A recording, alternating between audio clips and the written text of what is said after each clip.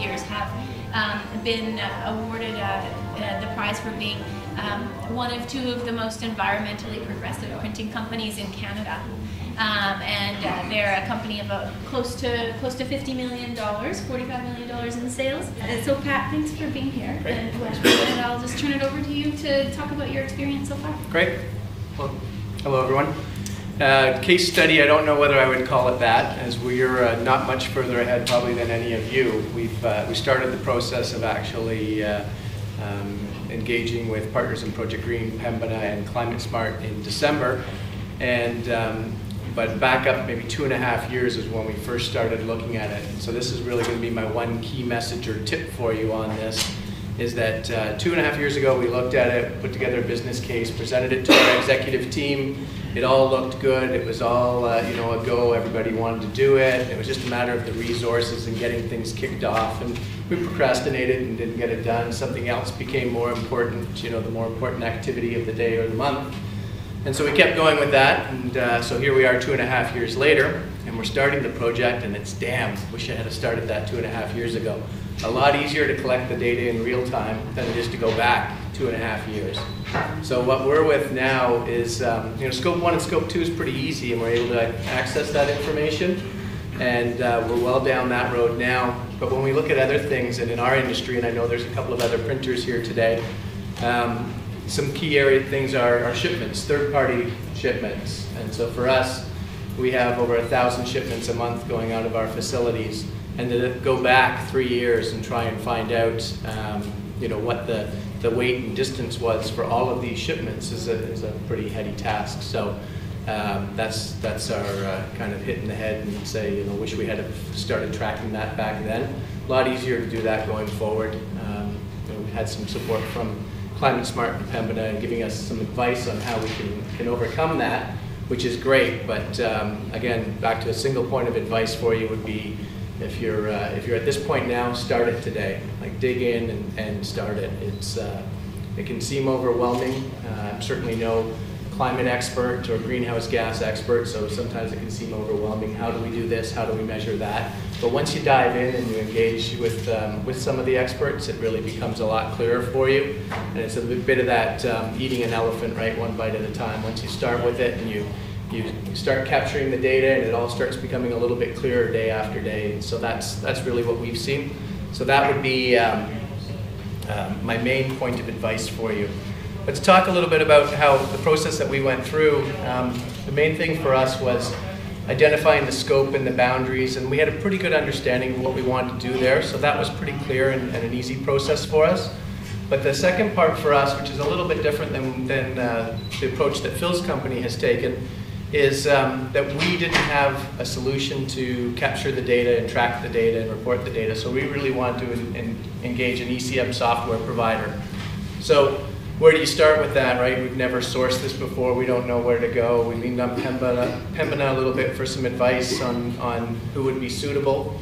And when we engaged the companies, we really had to look at what was going to be important for us. And I think that that'd be worthwhile sharing some of that with you. And some of it might be relevant to you and some might not. But it's really good to step back and say, okay, what are our objectives and what are we trying to do before you actually dive into it? So for us, the key points as we were looking at an ECM vendor was the functionality of the system, right? So does it do everything that we need it to do?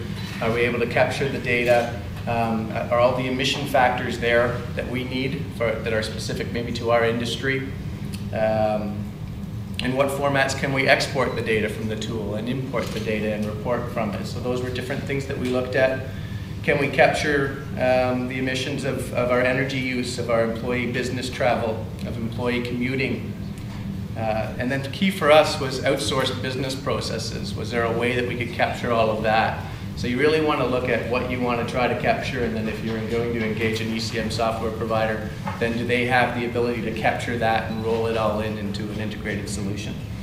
And then another key was usability. It's a little intimidating to start this project, so usability was key for us. Is it intuitive? Can we pick it up? Does it require very little training? Some of those things to consider when you're looking at that.